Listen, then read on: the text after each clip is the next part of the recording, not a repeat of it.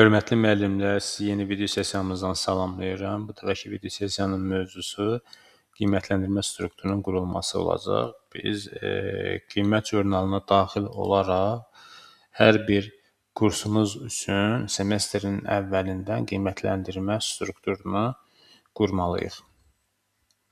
Qiymət jurnalına daxil olduqdan sonra bizim burada ümumi qiymət hissəmiz var. Ümumi qiymət hissəsindən tələbələrin qiymətlərinə biz buradan baxa bilirik.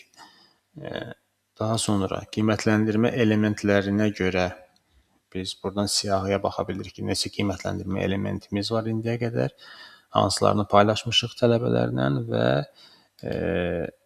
hədəflərə görə biz analizə baxırıq. Əgər hər hansı bir hədəfə görə biz qiymətləndirmə elementi yaratmışıqsa, onları da buradan baxa bilərik.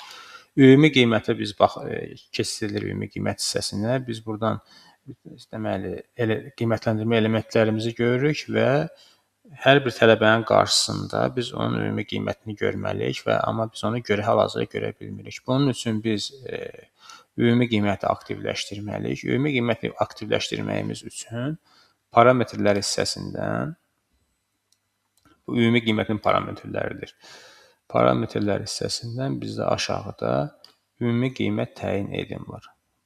Bunun üzərinə klikləyib ən rahat hesablana bilən format faiz hesablama formatıdır. Biz faizə görə tələbələrin deməli ümumi qiymətini hesablama formasını hazırlayıb onlara göstərəcək, yəni simulyasiya eləyəcəyik. Ona görə tövsiyə edərdim ki, faiz hesablama formatı seçək.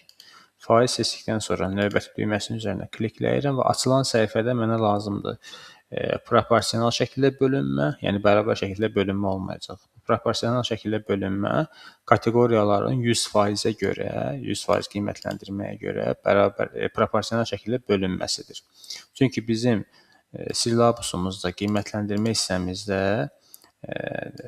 kateqoriyalarımız baxın 10, 10, 10, 30 və 40% nisbətindədir. Yəni fərqli-fərqli proporsional hissələrə bölünür. Buna görə də biz burada proporsional şəkildə bölünməni seçirik və vəssalam yaddaşda saxlayırıq.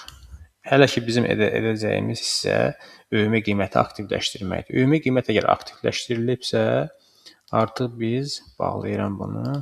Artıq biz ümumi qiymət hissəsində tələbələrin ümumi qiymətini görə bilirik. Yenidən parametrlər ümumi qiymətə daxil oluram. Artıq baxın ümumi qiymət hissəsində o düymə ləğv oldu. Onun əvəzinə parametrləri idarə edin yazısı burada qeyd olundu. Bunun üzərinə kliklədikdə ümumi qiymət parametrlərinə daxil olur. Ümumi qiymətdə biz burada faizə görə hesablamanı qoymuşuq, proporsional şəkildə qoymuşuq və sağ tərəfdə tələbələrə biz deməli təsvir formasında göstərirdik ABCD. Daha doğrusu hərf formatında göstərirdik. İndi biz bunu eləməliyik faiz formatında. Hələ ki ən rahat forma, simulyasiya edilə bilən forma, tələbələrin ümumi qiyməti onlara göstəriləcək biləcək forma faiz formatıdır. Faizi seçirik. Bizə lazım olacaq qiymətləndirmə kateqoriyalarının ümumi qiymətə görə aktivləşdirilməsi. Bizim silabusumuzda 5 qiymətləndirmə kateqoriyası var. Aktivlik, laboratoriya, tapşırıq, aralıq və yekun. Biz baxırıq ki, bizim burada silabusa qeyd olunanlardan hansı biri yoxdur. Təkcə bir dənə tapşırıq var. Bunlar hal-hazırda default kateqoriyalardır. Yəni Blackboard tərəfindən yaradılmış olan kateqoriyalardır və olmayan kateqoriya adlarına görə biz artıq bunları yaradacağıq ki, ümumi qiymətləndirməmiz düzgün olsun. İndi bunu bağlayırıq hələlik. Kateqoriyalarımızı əlavə etməyimiz üçün baxın buradan parametrlər hissəsində aşağıda burada kateqoriyaları əlavə edin var. Biz indi silabusa uyğun şəkildə kateqoriyalarımızı əlavə edəcəyik. Birinci kateqoriyamız aktivlikdir. Əvvəlcə aktivliyə baxırıq. Bizdə aktivlik yoxdur. Aktivlik kateqoriyasını bura əlavə edirik. Aktivlik. Boş bir hissədə sol düyməni klikləyirik və həmin demək yaratmış olduğumuz kateqoriya yaddaşda qalır. Kateqoriyanın içərisində hər hansı bir element yoxdursa, qiymətləndirmə elementi, yəni və yaxud da qiymətləndirmə elementini hər hansı bir kateqoriyanın içərisinə əlavə etməmişiksə, o zaman biz bunu redaktə və yaxud da silə bilirik. Digərləri default kateqoriyalar olduğu üçün biz bunları silib və ya düzəliş edə bilmirik. Növbəti kateqoriyamız laboratoriyadır. Laboratoriyanı da biz bura əlavə edirik. Kliklədik boş hissədə. Sonra növbəti bizdə tapşırıqdır. Tapşırığı da qeyd edirik bura.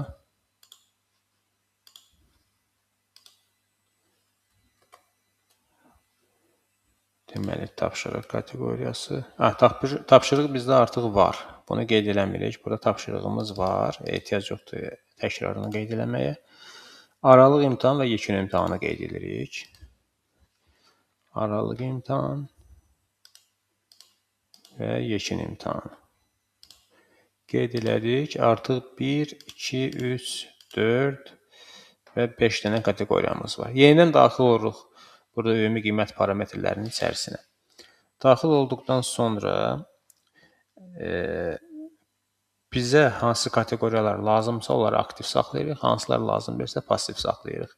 Demək, hər bir kateqoriyanın qarşısında gördüyümüz açar işarəsi bizə köməklik edir ki, açar işarəsini açdığımız zaman burada açıq vəziyyətdədir. Görürsünüz, içərisinə biz proporsional faizi yaza bilirik. Əgər bağlıdırsa, içərisinə artıq biz onu yaza bilmirik. Qadağan işarəsi əgər qara rənglədirsə, o deməkdir ki, həmin kateqoriya bu 100% qiymətləndirmənin içərisində aktivdir. Qadağan. Əgər bənövşəyi rənglədirsə, üzərində kliklərikdə bənövşəyi rəngə gəlir. Bənövşəyi rənglədirsə, demək ki, 100%-in içərisinə, yəni həmin bu kateqoriya daxil deyil. Yəni ki, tapşırıq kateqoriyası bizdə hesablanır ümumi qiymətə görə, amma aktivlik kateqoriyası hesablanmır. Yəni, tapşırıq kateqoriyasının içərisində biz neçə element yaratmışıqsa, onun ümumi qiymətləndirməyə təsiri olacaq. Amma aktivlik kateqoriyası passiv olmasına baxmayaraq, əgər biz bu kateqoriyanın içərisinə hər hansı bir qiymətləndirmə elementi əlavə etdiyimiz zaman, həmin qiymətləndirmə elementi ümumi qiymətə təsiri olmayacaq. İndi bizə lazım olacaq ki, hansı deməli ki, kateqoriyalar varsa, onları aktivləşdirək, digərlərini passiv saxlayaq. Deməli, aktivlik laboratoriya tapşırığı aktiv saxlayırıq. Tapşırığımız var, aktiv saxlayırıq. Aktivliyimiz var, kateqoriyamız aktiv saxlayırıq. Aralıq imtahanımız var, aktiv saxlayırıq. F tapşırığımız yoxdur, passiv saxlayırıq. Forma yoxdur, imtahan yoxdur, jurnal yoxdur. Laboratoriya var, müzakirə yoxdur. Elə bir kateqoriya bizdə yoxdur. Test yoxdur, təqdimat yoxdur, viktorina yoxdur, yekun imtahan var. İndi bunların içərilərini sillabus uyğun şəkildə bölürük. Tapşırığa 10% vermişik. 10, 10, 10, 30, 40. Tapşırığa 10 vermişik, aktivliyə 10% vermişik. Aralıq imtahanına tapşırığa 10, aktivliyə 10, aralıq imtahanına bizdə 30%-dir. Boş bir yerə klikləyirik, yaddaşda qalır. Laboratoriya 10 vermişik, 10 yazdıq, boş bir yerdə kliklədik, yaddaşda qaldı. Yekun imtahanda avtomatik olaraq 40 olur. Bunu da açarı bağladıq və salam. Ümumi qiymətə 100% oldu. Hansı kateqoriyalar aktivdirsə aktiv saxladıq, digərlərini passiv saxladıq. Aktiv saxladığımız kateqoriyaların içərisinə proporsional faizlərini doldurduq. İndi baxa bilərik ki, hər kateqoriyanın içərisində ümumiyyətlə neçə dənə element var. Biz qiymətləndirmə elementlərini yaratdığımız zaman onları hər hansı bir kateqoriyanın içərisinə əlavə edirik ki, həmin kateqoriyanın faizinə görə onun ümumi deməli qiymətləndirməyə təsiri olsun. Məsələn üçün biz tapşırıq kateqoriyasının içərisində 4 dənə bizim elementimiz var. Bu elementlərə baxmağımız üçün bu siyahını açırıq buradan. Görürük ki, 4 dənə bizim burada elementimiz var. Biz tapşırıq kateqoriyasına 10% verdiyimizə görə, ümumi qiymətin 10%-ni verdiyimizə görə, tapşırıq kateqoriyasının içərisində olan bizim yaratmış olduğumuz demək qiymətləndirmə elementinin hər biri 10% sayına görə, məsələn, burada 4 dənədir, onu 4-ə bölür, bəzisinə 2.5% verir. Bu deməkdir ki, tələbə təkcə bu elementdən, yəni bu tapşırıqdan fərqi yoxdur. Qiymətləndirmə elementindən tam cavab verirsə, əgər 100% nəticə göstərirsə, əslində onun maksimum topladığı bal demək ki, bu tapşırıq üzrə 100%-in 2.5%-dir. Yəni ümumi qiymətin 100%-ni əgər tələbə semestrin sonunda 100 bal alacaqsa, onun 100 balından hələ ki 2.5 bal təkcə buradakı tapşırığa görə həmin tələbə toplayıb. Bu qiymətləndirmə kateqoriyaları bizə ona kömək eləyir ki, biz həmin bu kateqoriyaların içərisinə neçə element əlavə eləyiriksə, həmin elementlərin sayına uyğun olaraq tapşırığın ümumi faizinə görə həmin elementlərin demək sayını qeyd eləyir, özü avtomatik olaraq qeyd eləyir və ümumi bu faizə görə, yəni bizim kateqoriyaya verdiyimiz faizi həmin saya bölür, hər bir elementə düşəcək demək qiyməti öz avtomatik olaraq hesablayır. Məsələn, aktivlikdə bizim elementimiz yoxdur. Burada element göstərilmir. İndi biz nə edə bilərik? İndi tələbələrə də biz bunu faiz şəklində göstəririk. Ən optimal göstərilə biləcək forma faiz hesablama, faiz deməli formasıdır ki, biz o tələbələrə faiz formatında göstəririk ki, onlar öz hal-hazırdakı aktivlik faiz balını görə bilsinlər. Və yaddaşda saxlayırıq. Biz nə etdik? Ümumi qiyməti aktivləşdirdik. Kateqoriyaları əlavə etdik. Kateqoriyaların hansı aktivdirsə aktiv, hansı passivdirsə passiv saxladıq. İçərilərini doldurduq. Kateqoriyaların proporsional faizə görə, təbii ki, bu bizdə silabusda qeyd olunan formatda idi və tələbələrə biz bunu necə göstərəcəksə, həmin demək seçimi seçdik. Burada faiz formatında göstəriləcək tələbəyə və salam yaddaşda saxladıq və bunu bağlayırıq. Artıq buradan baxa bilərik ki, burada tələbəyə artıq bunlar faiz formatında göstərilir. Hal-hazırda buradakı tələbənin balı 79.16-dır. 79.17% yəni göstərilir. Arxa fonda özü hesablayır onu, avtomatik olaraq bizə göstərir. Bu 79.17 də buradakı qiymətlərin demək toplanmasından əmələ gəlmişdir. Biz artıq ümumi qiyməti artıq burada görə bilirik hər tələbə üçün və hər tələbə də öz növbəsində öz ümumi qiymətini görə bilir. Tələbənin baxışına gəldiyimiz zaman artıq tələbə buradan öz qiymətinə baxdığı zaman ümumi qiyməti görək hansı formatda görür. Qiymət jurnalında tələbə öz ümumi qiymətini görür və ümumi qiymətin üzərinə tələbə kliklədiyi zaman görür ki, yekun imtahanda müəllim ona 40% verir, aralıqdan 30% verir, laboratoriyadan 10, aktivlik 10, tapşırıq üzrə də maksimum ona 10 bal, 10 bala görə hesablama eləyir. Çıxırıq, yaddaşda saxlayırıq. Ümumi qiymət parametrlərini tənzimlədikdən sonra digər bir neçə parametr var, bizə lazım ola biləcək, yəni çox lazım olacaq parametrlər var. Burada avtomatik sıfırlardır. Avtomatik sıfırları biz aktiv etdiyimiz zaman tələbələr üçün seçmiş olduğumuz, yəni tapşırıqlarda, qiymətləndirmə elementlərində seçmiş olduğumuz son tarix keçdikdən sonra tələbələr avtomatik olaraq sıfır yazacaq. Yəni bir də məsələn 30 nəfər tələbəyə və yaxud da 20 nəfər, 10 nəfər tələbəyə biz bir də 0 yazmayaq deyə avtomatik olaraq sıfırlar özü yazılacaq vaxtı keçmişlərə. Sonra qiymətlərin endirilməsi var. Qiymətlərin endirilməsini buradan biz seçə bilərik. Qiymətləri endirib hər hansı bir hesabat və hətta kimlərəsə göndərə bilərik bu qiymətləri. Tam qiymət jurnalını seçirik. Bütün qiymət elementlərini seçirik ki, burada ümumi qiymət, digər qiymətlər, kitabçada olan digər tapşırıqlarla bağlı olan qiymətləri buradan seçirik ki, hamı görsənsin. Hansı birinin görsənməsini istəmiriksə, həmin qiymətləri çıxara bilərik siyahıdan. Seçimləri etdikdən sonra faili seçirik ki, Excel faili formatında olacaq, eyni zamanda CSV formatında da biz bunu endirə bilərik və cihazımızda biz bunu yaddaşda saxlayırıq. Endir düyməsinin üzərinə klikləyirik və cihazımıza yüklənir. Həmin faili biz açdığımız zaman görəcəyik ki, qeyd olunan parametrlərə əsasən faildə məlumatlar öz əksini tapıb, soyad hissəsi, ad hissəsi məsələn saxlanıla bilər. İstifadəçi adı, tələbə aid hissəsi ehtiyac yoxdursa, biz bunları silə bilərik. Eyni zamanda sonuncu girişi də eyni zamanda burada silə bilərik. Ümumi qiymət saxlanıla bilər, amma ümumi qiymətin başlıq hissələrinə ehtiyac varsa düzəliş eləyə bilərik. Buradan başlıq hissələrini silə bilərik. Bu formatda qalsın.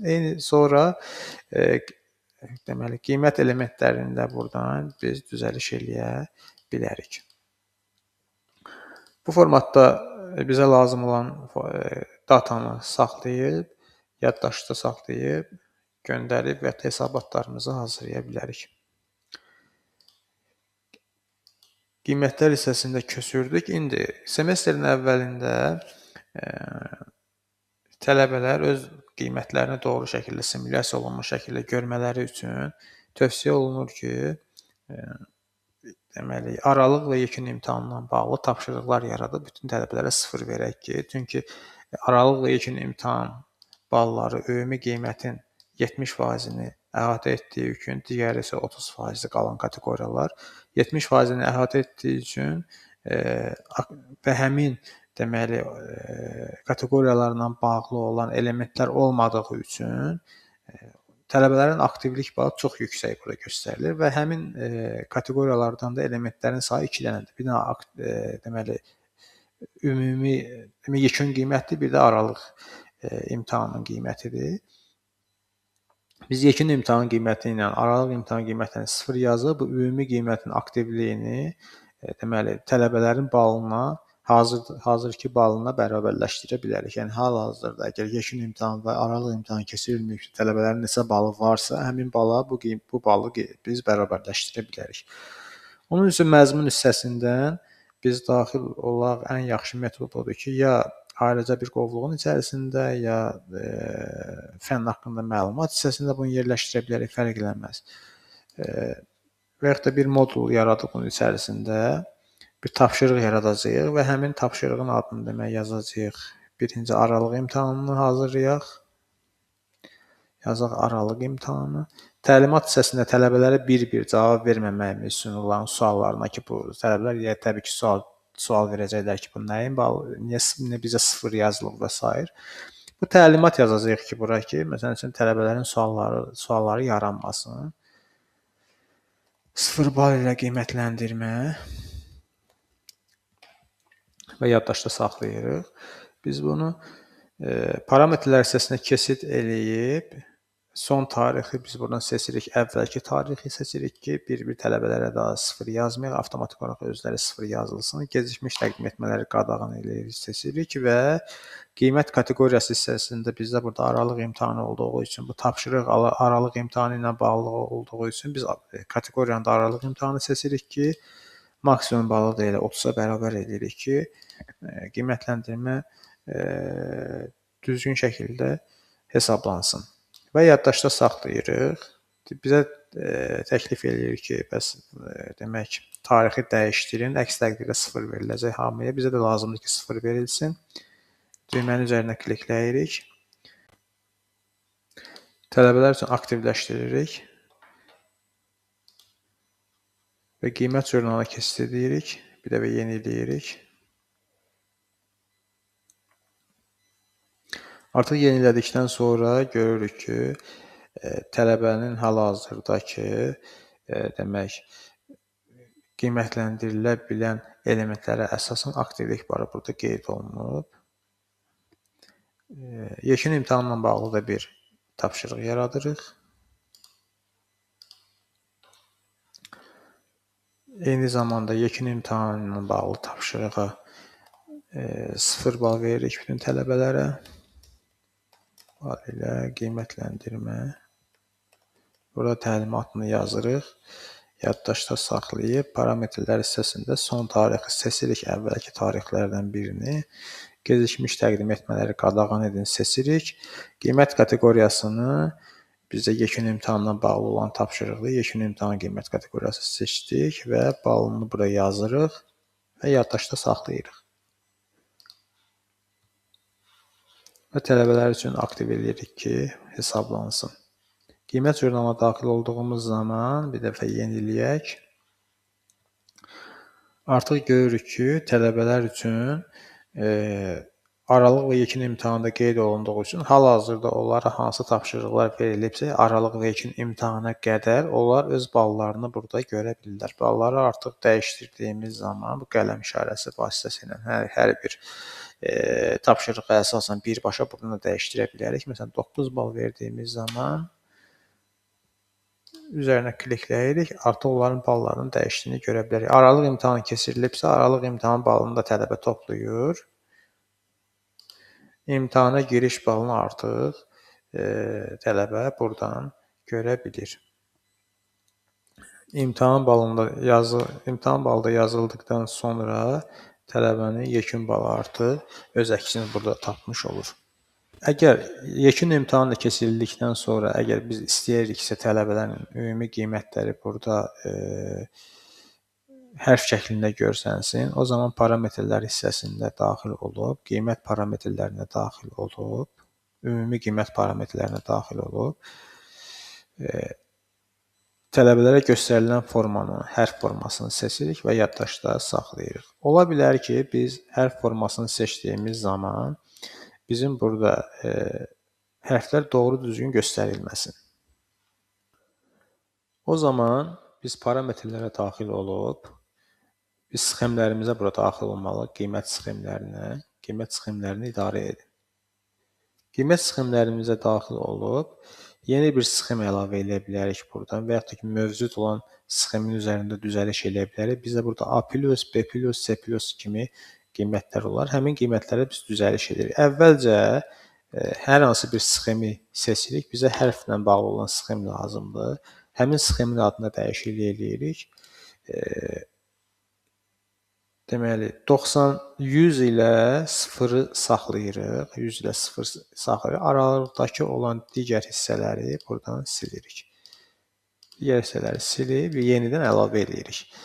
A ilə F-i saxlayırıq və yaxud da ki, 100 ilə 0-ı saxlayırıq, digərlərinə düzəliş edirik. Deməli, bizə 91-100 aralığında əgər tələbə 91 və 100 aralığında qiymət alarsa, onun qiyməti A sayılacaq. Bu 91 dedikdə bizdə burada 91 deyil də 90,50 deməkdir.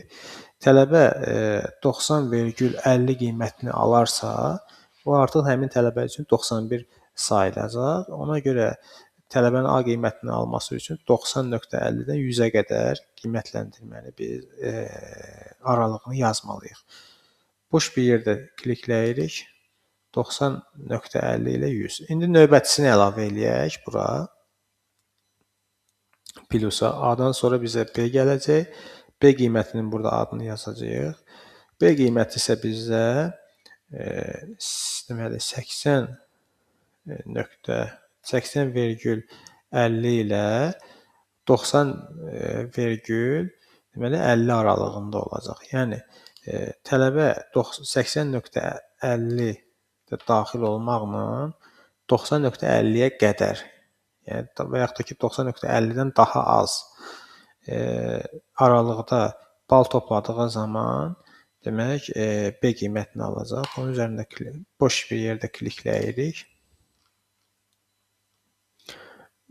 Sonra C qiyməti 70 ilə demək 80 arasında.